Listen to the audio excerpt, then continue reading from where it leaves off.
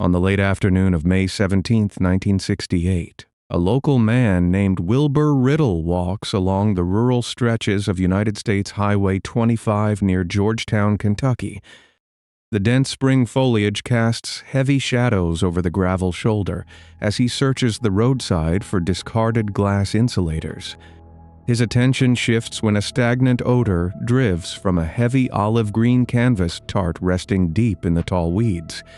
Thick, coarse rope binds the heavy material into a rigid, unnatural shape, prying the stiff canvas apart. He makes a chilling discovery that will haunt the quiet community for decades. Inside the weathered material lie the remains of a young woman who met a brutal, permanent end several weeks prior. Responding authorities secure the secluded woodland stretch and document her physical features and clothing, yet they find zero identification. This nameless victim, known to the public as the Tent Girl, will wait 30 years in the dark before a young man wielding a revolutionary new tool reclaims her identity. Long before she became a tragic fixture in American true crime, she was Barbara Ann Hackman. Born in 1943, she grew up surrounded by the vast open fields of the American Midwest, sharing her childhood with a tight-knit group of siblings. The Hackman home fostered a deep sense of family loyalty that would define Barbara throughout her short life. She transitioned from a hopeful youth into a hard-working mother who cherished her 3 young children above all else. Neighbors and relatives recognized her as a devoted parent who fought to provide a stable, nurturing environment despite mounting financial pressures. The mid-1960s presented a challenging economic landscape for young families, forcing many to seek unconventional employment to keep food on the table. Barbara carried a quiet resilience, masking her internal struggles behind a warm smile and an unwavering dedication to her children. Her siblings in Ohio and Arkansas anchored her world, serving as a vital support system when the burdens of motherhood grew heavy. She maintained a strict routine of writing letters and making regular phone calls to her sisters and brothers. This constant communication wove a safety net of love and connection that spanned across state lines. Even as her life shifted in unpredictable directions, her family always knew exactly where to reach her and how her children were faring. In the mid-1960s, the trajectory of Barbara's life shifted when she married George Earl Taylor. George worked as a transient laborer on the seasonal carnival circuit, a profession defined by unpredictable schedules and constant movement. The carnival lifestyle demanded long hours of physical labor, assembling and dismantling massive rides under the glow of glaring sodium lights. For George, this nomadic existence provided a convenient way to avoid putting down roots or establishing a stable, accountable life. He dragged his young family from one dusty fairground to another, dictating their movements based on the shifting routes of the traveling shows.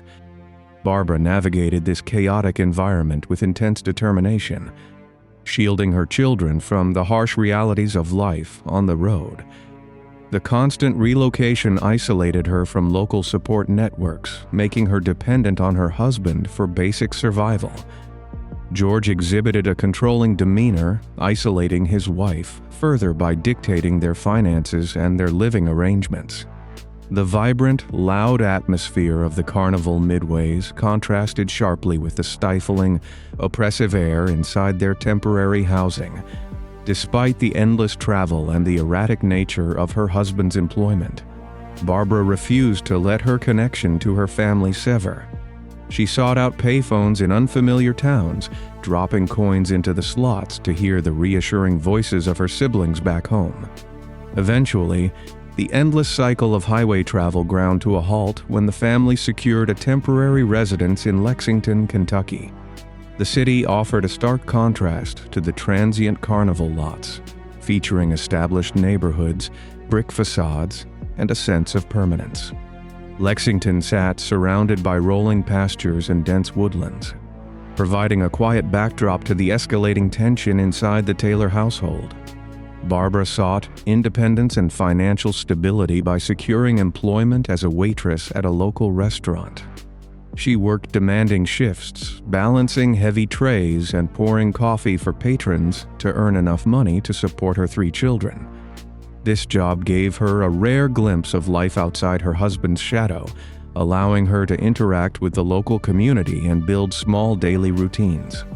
Her siblings recognized this period as a crucial turning point as Barbara began expressing a desire for a safer, predictable future.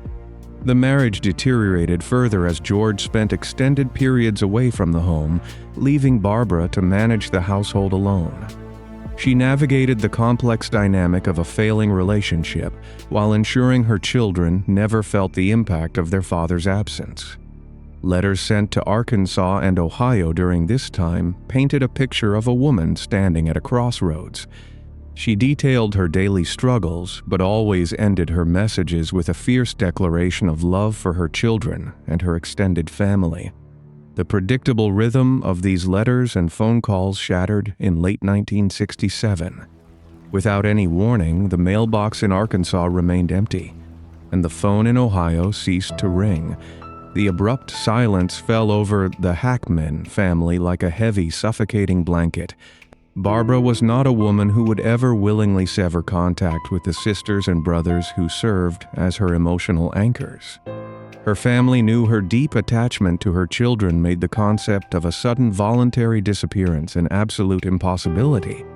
Weeks dragged into months, and the agonizing uncertainty consumed the thoughts of her loved ones. They waited by the telephone, jumping at every ring in the desperate hope that Barbara would be on the other end of the line. Instead of receiving a reassuring voice, they faced a void that offered zero explanations and zero comfort. The seasons changed, the holidays passed in quiet mourning, and the once vibrant connection faded into a terrifying mystery. Her siblings began to suspect that something catastrophic had occurred in the rolling hills of Kentucky.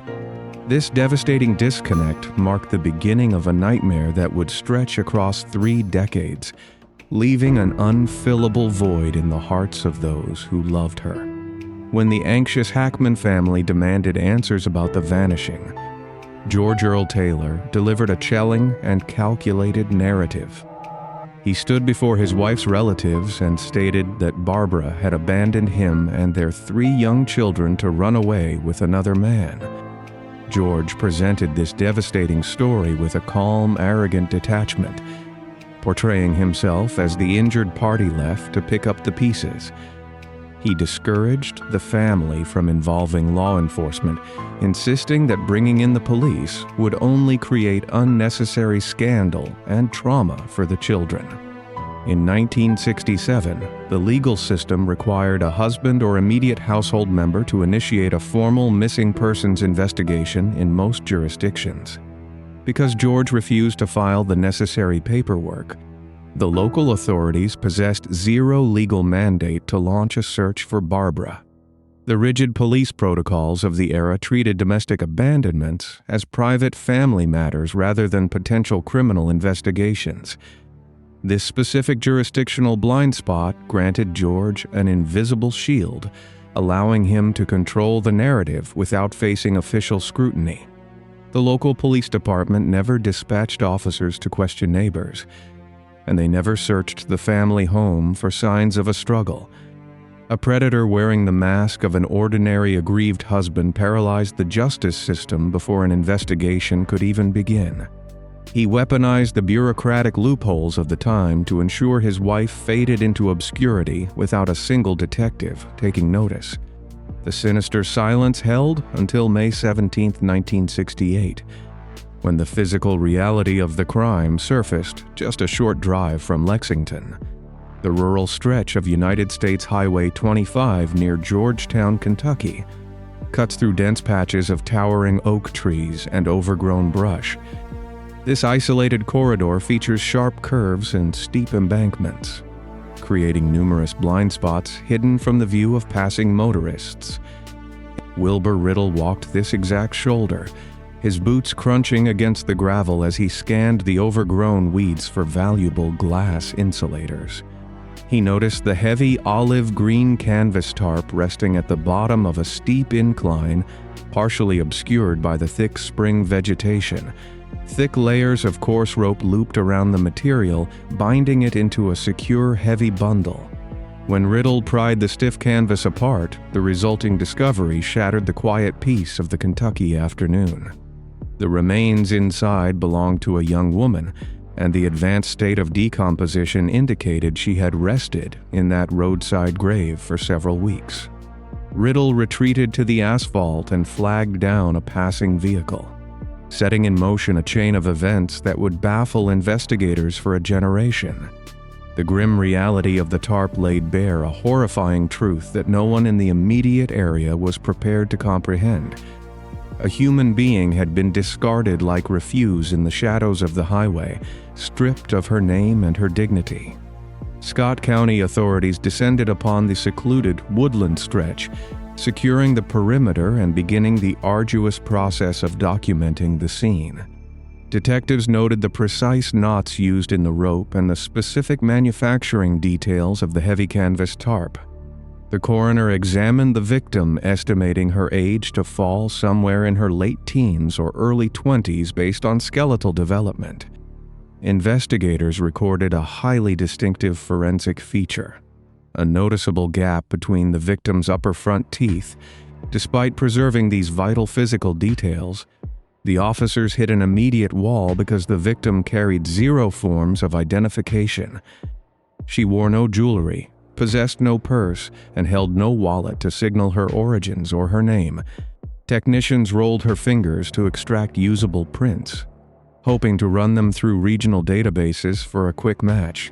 They circulated physical descriptions to neighboring counties and published sketches in the local newspapers, praying for a member of the public to recognize her. The investigators worked with absolute diligence, yet they operated in an era devoid of centralized, digitized communication.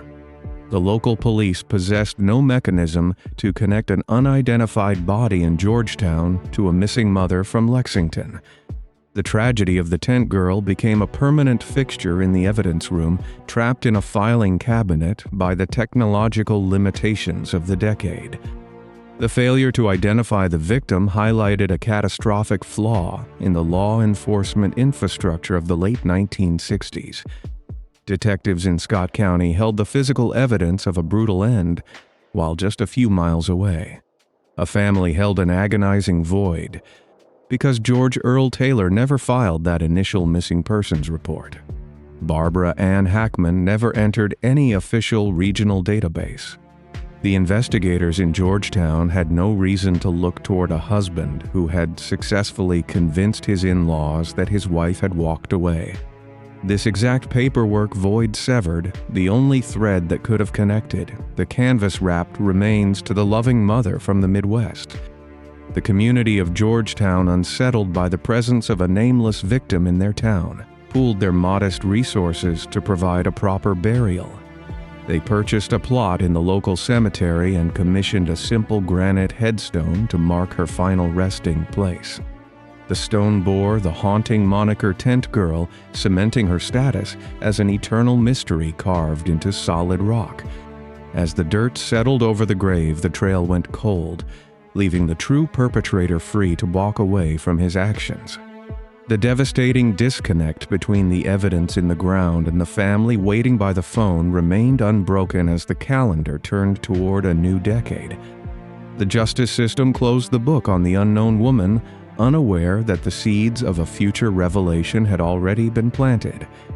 Inside the brick walls of the Scott County Police Headquarters, the physical evidence of the unidentified victim transitioned from an active crime scene into a dormant archive. Detectives placed the heavy olive green canvas and the thick sections of rope into a locked storage room, where dust began to settle over the coarse fibers. The law enforcement infrastructure of the late 1960s relied on paper bulletins, carbon copies, and physical postal routes to share information between districts.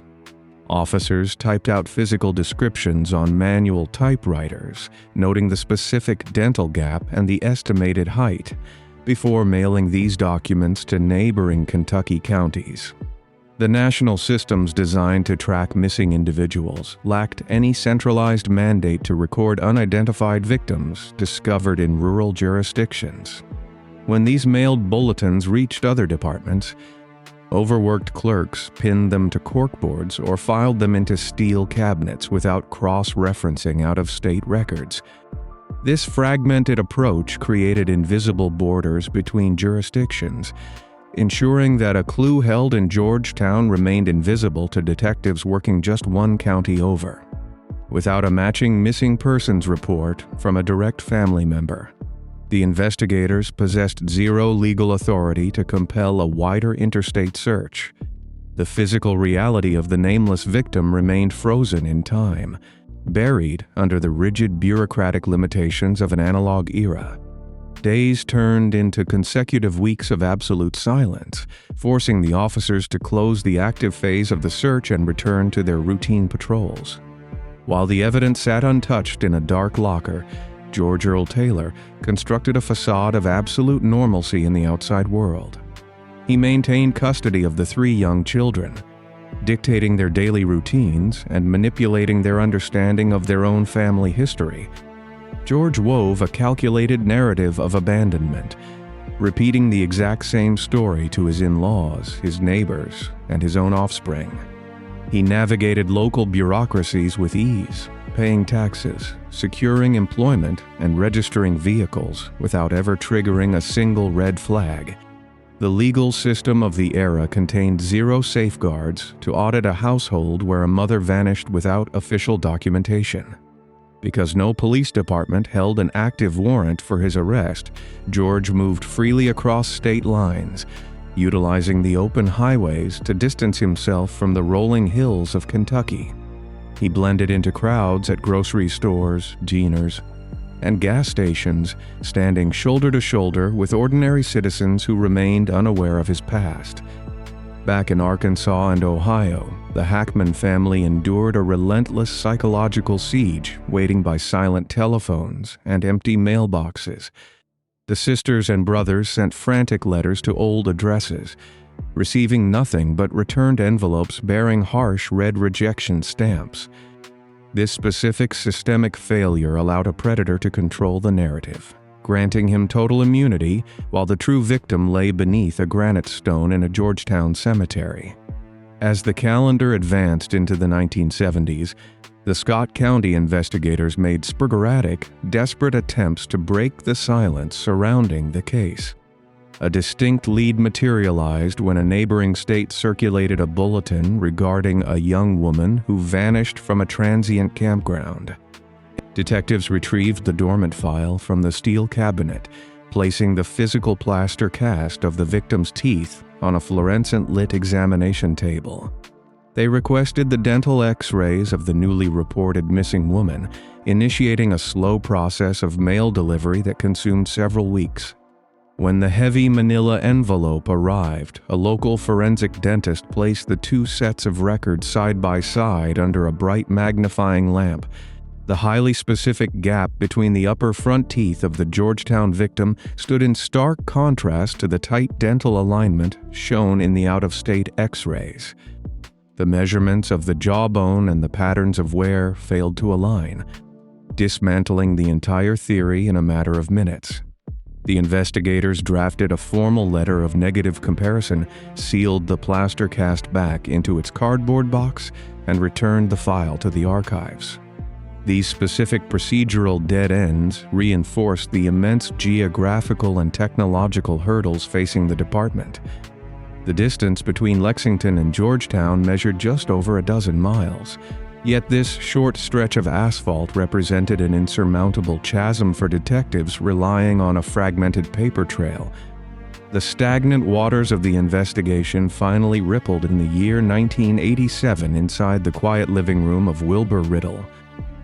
A 17-year-old high school student named Todd Matthews sat on the sofa, visiting the residence to spend time with the daughter of the man who found the original scene. During a casual conversation, Riddle recounted the precise events of May 17, 1968, detailing the heavy canvas tarp and the grim discovery near the highway. This specific story bypassed casual interest and locked into the mind of the young man, igniting an intense psychological need to restore the unknown woman's identity. Todd drove his vehicle out to the Georgetown Cemetery, mapping the spatial distance between the rural highway shoulder and the final resting place beneath the granite headstone. He stood before the grave-marked tent girl, tracing the engraved letters with his fingers and making a silent vow to break the anonymity. Returning to his home, Todd transformed his bedroom into a meticulous makeshift command center dedicated to the cold case. He visited local libraries, loading heavy spools of microfilm into viewing machines to print out dozens of old newspaper clippings. He pinned these faded articles to a cork board on his wall, creating a physical timeline that traced every known detail of the original investigation. The obsession consumed his evenings, pushing him to categorize the specific dimensions of the tarp, the type of rope used, and the precise dental anomalies noted by the coroner. While a teenager in Kentucky built a physical armory of information, the man responsible for the tragedy met a quiet, uninterrupted end. In October of 1987, George Earl Taylor lay in a hospital bed, succumbing to the terminal stages of cancer. He drew his last breath surrounded by the sterile environment of a medical ward, having successfully evaded every single law enforcement agency in the United States. The legal loopholes and the rigid reporting protocols of the 1960s allowed him to reach his natural conclusion without ever facing a judge, a jury, or a prison cell.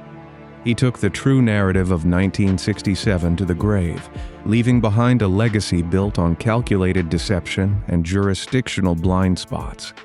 As the architect of the nightmare exited the world unpunished, Todd Matthews accelerated his pursuit, carrying his obsession into the early 1990s.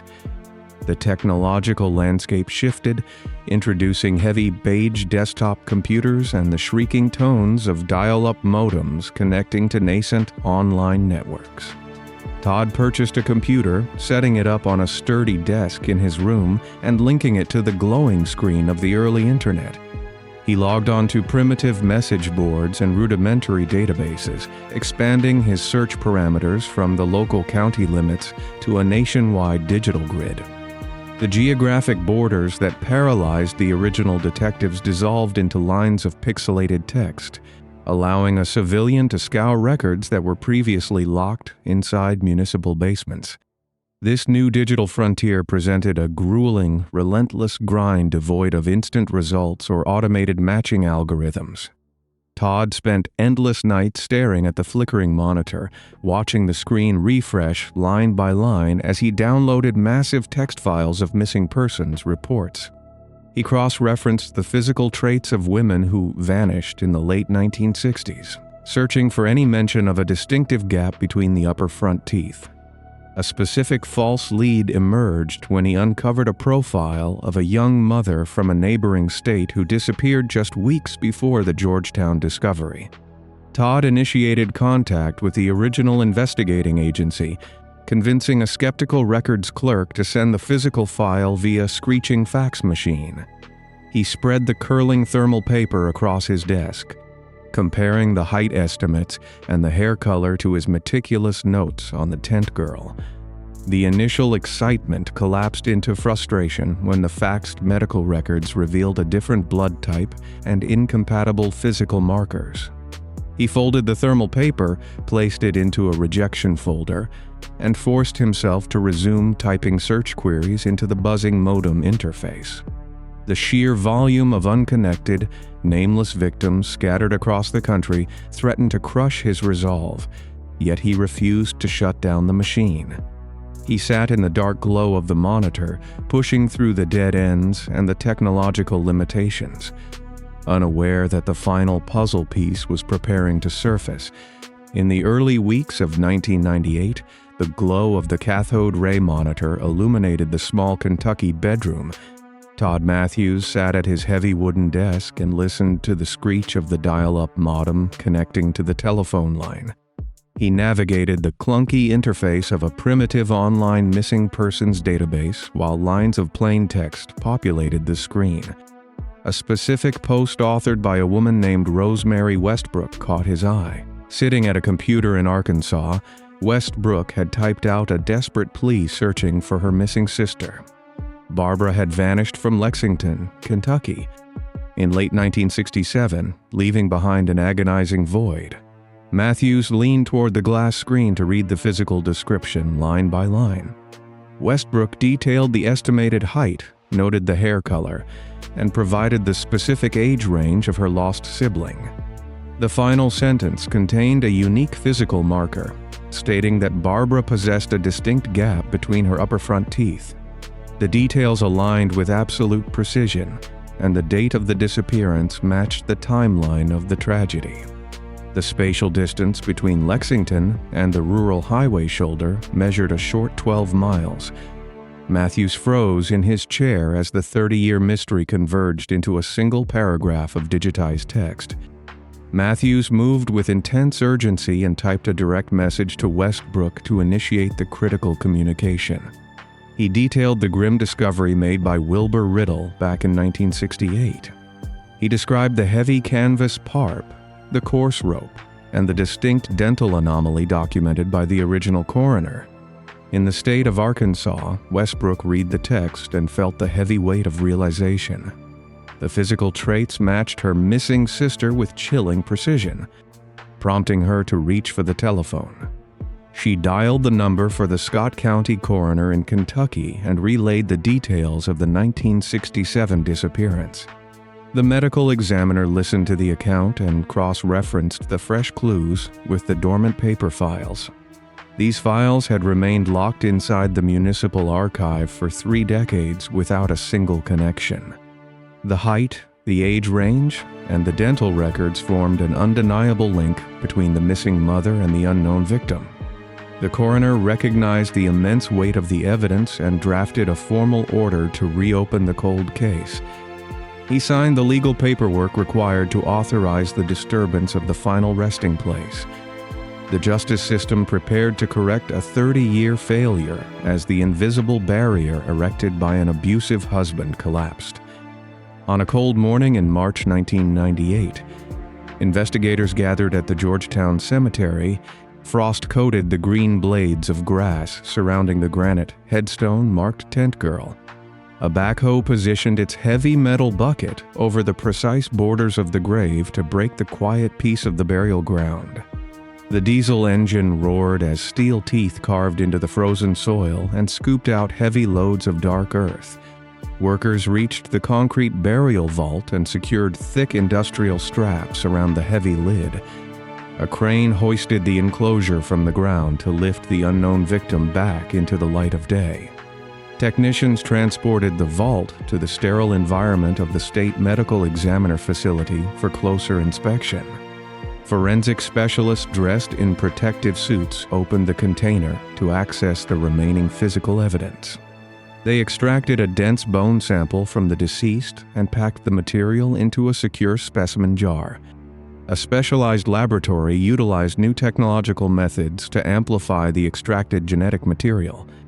Scientists compared this biological profile against a reference sample provided by the Hackman family. The chemical markers aligned with absolute certainty, prompting the laboratory to issue a certified document. The official paperwork confirmed the victim as Barbara Ann Hackman Taylor, bringing the Wren of the Nameless moniker to a definitive end. With the scientific identification secured, investigators shifted their focus to the perpetrator of the fatal act. Scott County authorities named the deceased husband George Earl Taylor as the primary suspect in the crime. The paper trail confirmed his physical presence in Lexington during the exact time frame of the disappearance. The timeline demonstrated his calculated effort to prevent the family from involving the local police. The absolute lack of forced entry or robbery at the crime scene pointed to domestic violence. Despite this overwhelming circumstantial evidence, the legal pursuit hit an immovable barrier. George took his last breath in a hospital bed back in 1987. leaving the justice system with zero avenues for prosecution. No judge would ever read his list of crimes in an open courtroom or summon witnesses to the stand. No jury would sit in a wooden box to deliver a verdict of guilt and impose a prison sentence. The rigid reporting protocols of the 1960s granted him a lifetime of unwarranted freedom. The bureaucracy failed the true victim by allowing an abusive spouse to dictate the terms of her disappearance. Law enforcement officials recognized this bitter truth and closed the investigative file without the satisfaction of placing handcuffs on the guilty man.